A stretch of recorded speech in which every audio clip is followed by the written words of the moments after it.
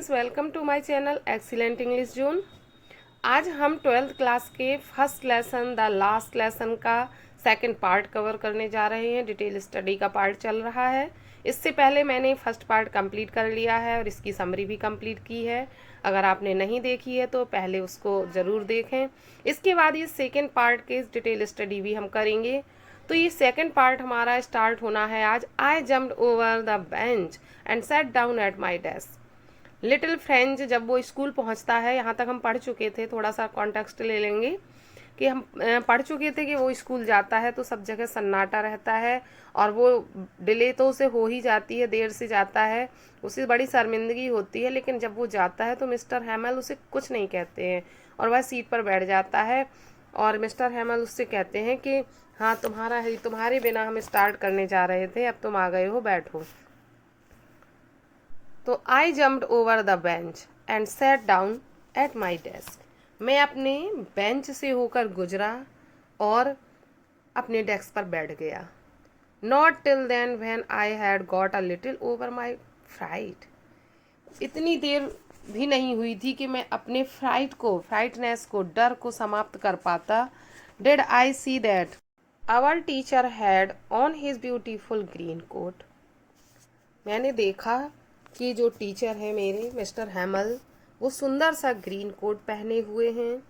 His frilled shirt and the little black silk cap, all embroidered, that he never wore except on inspection and prize days.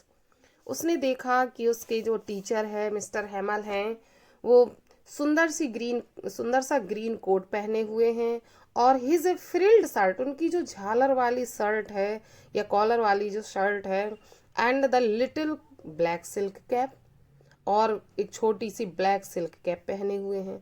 All embroidered होता है कढ़ाई करना, या धागे से embroidery होना, तो उसमें कढ़ाई की हुई थी। That he never wore except on inspection, जिसे वो इंस्पेक्शन के दिन और प्राइज के दिनों के अलावा कभी नहीं पहनते थे। उस दिन उन्होंने पहन रखी थी। ये सब उसके लिए बड़ा ही स्ट्रेंज था। Besides the whole school seemed so strange and solemn, और इसके अलावा पूरा स्कूल बहुत ही स्ट्रेंज और सोलम, शांत, गंभीर लग रहा था। But the thing that surprised me most was to see on the back benches that were always empty. लेकिन the thing that surprised me, वो चीज़ें जिसने मुझे आश्चर्यचकित कर दी, most was, सबसे ज़्यादा जो आश्चर्यचकित किया, was to sit on the back benches. मैं अक्सर अपने पीछे वाली बेंचेस को empty देखता था, खाली देखता था। that were always empty, जो हमेशा empty रहती थी। The village people sitting quietly like ourselves. वहाँ लास्ट जो बेंचेस थी, पैक की बेंचेस थी, वहाँ पर हमारे जैसे हम लोग बैठते हैं उसी तरह से गांव के कुछ बड़े लोग बैठे हुए थे, जैसे कि old Hauser with his 3 cornered hat. एक ओल्ड हॉशर बैठे हुए थे जो 3 कॉर्नर्ड हैट, एक तिकोना हैट लगाए हुए थे। द फॉर्मर मेयर, और पूर्व मेयर भी थे वहाँ पर। The former postmaster and several other besides, और पूर्व पोस्टमास्टर भी थे और अन्य दूसरे लोग भी थे। एवरीबडी लुक्ड सैड, हर कोई दुखी दिखाई दे रहा था।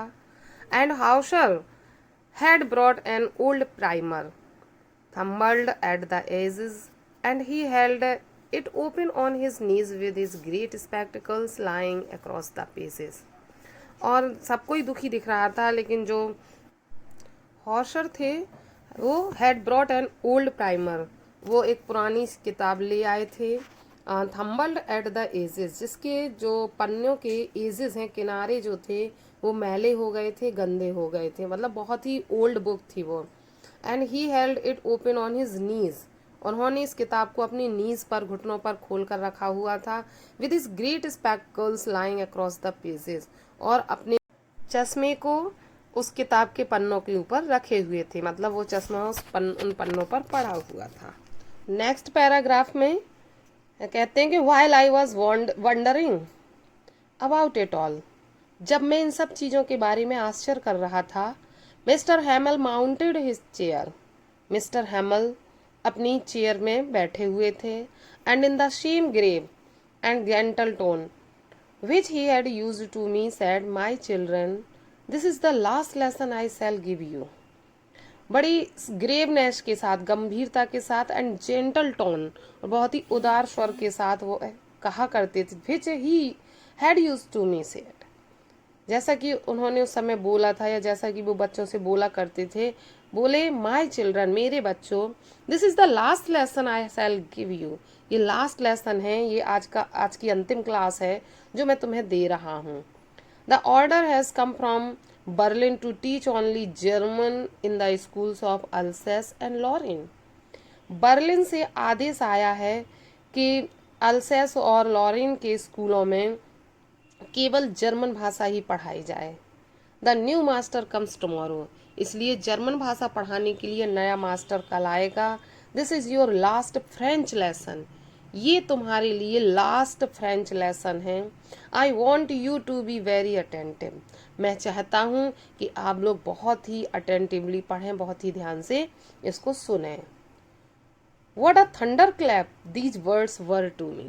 और जैसे टीचर ने इस बात को कहा, फ्रेंच कहता है, मेरे ऊपर थंडर क्लैप सी हुई, गर्जना सी हुई, जैसे कि बिजली कड़क गई हो। Oh the wretches, that was what they had put up at the town hall. अरे यही बुरी चीजें थीं जो उस टाउन हॉल पार्क में बुलेटिन बोर्ड पर लिखी हुई थीं। उसको तुरंत ये चीजें याद आती हैं, वो महसूस करता है, अरे यही मनहूसी चीज थी जो उस टाउन हॉल पार्क के बुलेटिन बोर्ड पर लगी हुई थी, और यही कारण है कि वहां पर इतने सारे लोग भीड़ में एकत्रित थे। My last French lesson, why, अपने आप में आश्चर्य करते हुए फ्रेंच कहता है, मेरा अंतिम French lesson. I hardly knew how to write, इतने जल्दी समाप्त हो गया, मैंने तो अभी लिखना भी नहीं सीखा है। आई should never learn any more, मैंने इसे कभी पढ़ा भी नहीं है। तो कहता है कि मैं अब इसे और अधिक सीख भी नहीं पाऊंगा। I must stop there then, और अब मुझे अपनी ये फ्रेंच लैंग्वेज सीखने की जो प्रोसेस है यहीं स्टॉप करनी होगी। Then oh how sorry I was for not learning my lesson, अरे आज मुझे कितना दुख हो रहा है कि मैंने अभी तक अपने जो फ्रेंच की क्लासेस थी वो नहीं सीखी हैं। फॉर सीकिंग बर्ड्स, मैंने ये सारा समय बर्ड्स को खोजने में, एग्स अंडों को खोजने में, और going sliding on the shore, और स्लाइडिंग में का आनंद लेने के लिए जाने में वेस्ट करता रहा।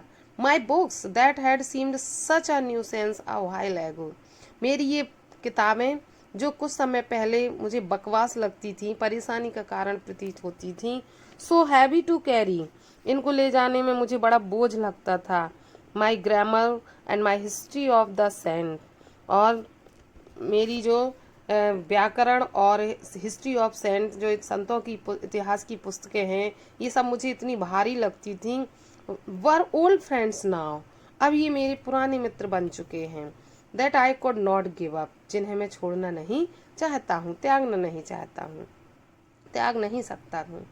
And mister Hamel too, the idea that he was going away, और मिस्टर हैमल जो ये विचार हमें दे रहे हैं, that I should never see him again, जो आज पढ़ा रहे हैं, कल से हम उन्हें कभी नहीं देख पाएंगे, दोबारा फिर नहीं देख पाएंगे। Made me forget all about his ruler and how cranky he was, ये सब चीज़ों ने मुझे उनके जो रूलर, जो डंडे लगाते थे, पीटते थे, रूलर, और उनकी जो क्रैंकी हैबिट्स को, जो सनकीपन की आदतों को बिल्कुल भुला दिया था, और अब वो मुझे बहुत ही अच्छे लगने लगे थे। तो इस तरह यह पैराग्राफ भी हमारा कंप्लीट होता है। इसके बाद जो नेक्स्ट पैराग्राफ है, poor man, it was in honour of this last lesson that he had put on his fine Sunday clothes and now I understood. French सोचता है, पुअर मैन, बेचारे, मिस्टर हैमल के लिए कहता है, it was in honour of this last lesson, कहता है मुझे समझ में आ गया कि आज उनकी जो अंतिम क्लास है, that he had put on his fine Sunday cloth, इसी वजह से उन्होंने संडे को पहनने वाले सुंदर कपड़े पहन रखे हैं। एंड नाउ आई अंडरस्टूड, और अब मैं समझ गया हूँ, why the old man of the village were sitting there in the back of the room.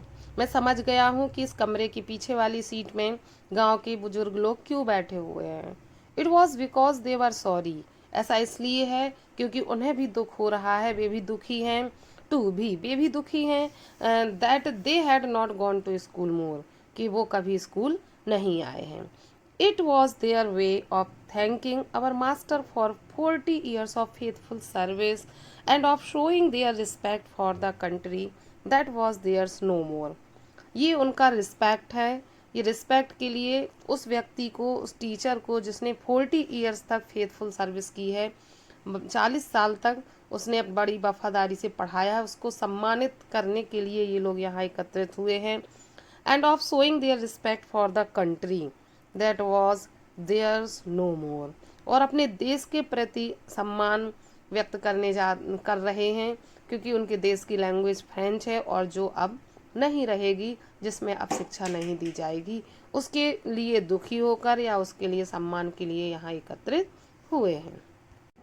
While I was thinking of all this, जब मैं इन सब चीज़ों के बारे में सोच रहा था, I heard my name called, मैंने सुना कि मेरा नाम पुकारा गया।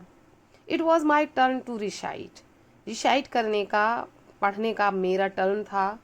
What would I not have given to be able to say that dreadful rule for the participles all through?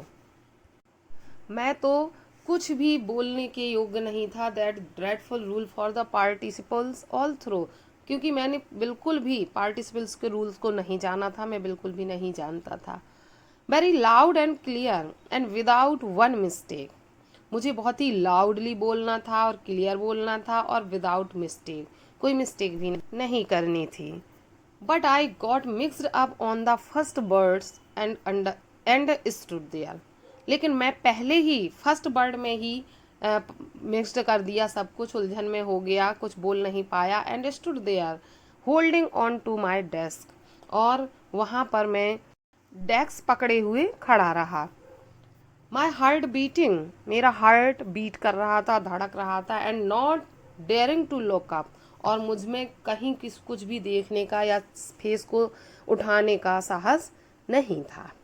इस तरह से फ्रेंच बताता है कि उस दिन क्लास में क्या हुआ। इसके बाद जो लास्ट पार्ट रह गया है, हमारा जितना लेसन रह गया है वो हम थर्ड पार्ट में कंप्लीट करेंगे, क्योंकि हम थोड़ा थोड़ा पढ़ेंगे तो अच्छे से पढ़ेंगे। अगर मैं पूरा लेसन एक ही वीडियो में कंप्लीट कर देती हूँ तो आप लोग भी उसे रीड नहीं कर पाएंगे। तो वीडियो के साथ साथ अपने बुक से भी रीड करें, समझें। आई होप आपको लेसन समझ में आएगा। लेसन पढ़ने के बाद ही हम इसके क्वेश्चंस आंसर्स कवर करेंगे और उससे लेसन का पूरा कंप्लीट हो जाएगा। तो अपने सिलेबस को कंप्लीट करने के लिए आप इसी तरह से मेरी चैनल से जुड़े रहें और इसी तरह से अपने सिलेबस का आनंद लें और वीडियो को ज़्यादा से ज़्यादा शेयर करें। अगर आप चैनल पर नए हैं तो चैनल को सब्सक्राइब करें। Thanks for watching video.